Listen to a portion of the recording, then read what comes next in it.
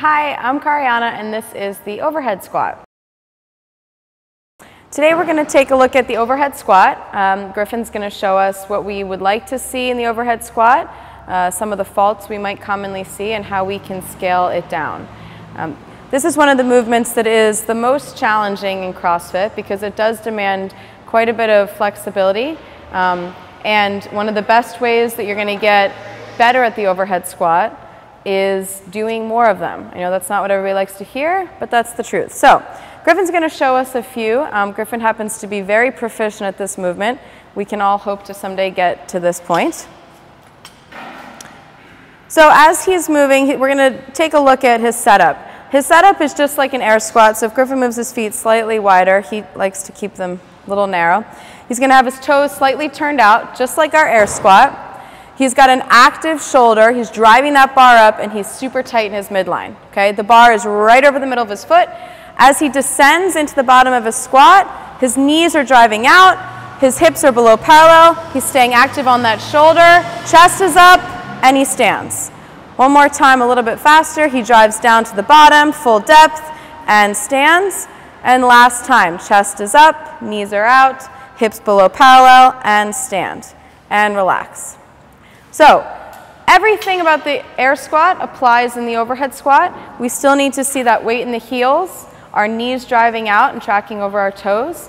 We want to see that hip crease below the knee, so hips below parallel. And then we also want to see an upright torso.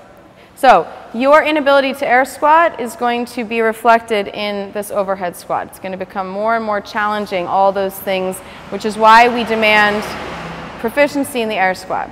So, if we turn Griffin to the side, we're just going to point out at the top of the movement, we're really talking about the frontal plane, which divides you from front to back. And this movement is an example of how we need to see the bar staying in that frontal plane. So Griffin gets the bar over his head. And you notice when he's standing upright, that bar is right over the center of his foot.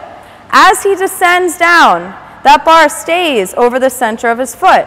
So at the bottom, you could draw a line from the bottom of that barbell. It's going to land right in the middle of his foot, and stand and relax.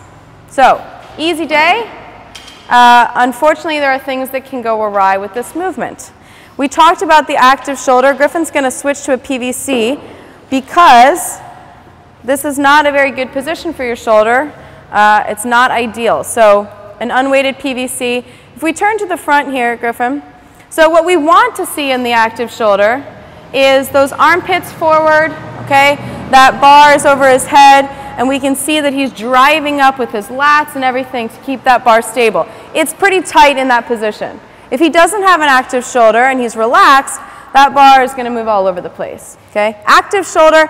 And the other thing we don't want to see is those armpits turning and the top of the shoulder rotating in. That is not a good position, okay? So we need, by active shoulder, we need that rotation and driving up on the bar.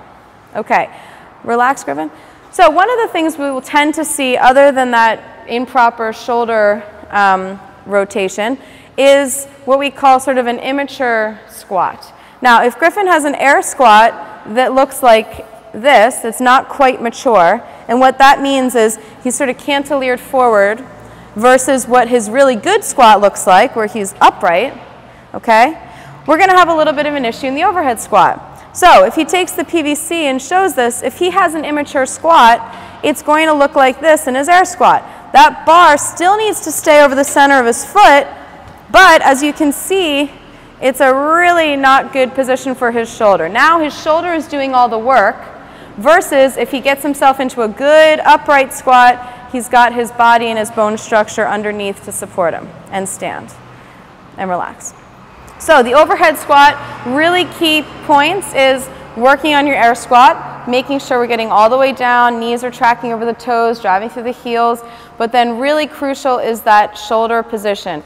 Active shoulder, arms locked out, and working on your air squat so you can get that ability to be upright with your torso and really maximize the efficiency of that bar path.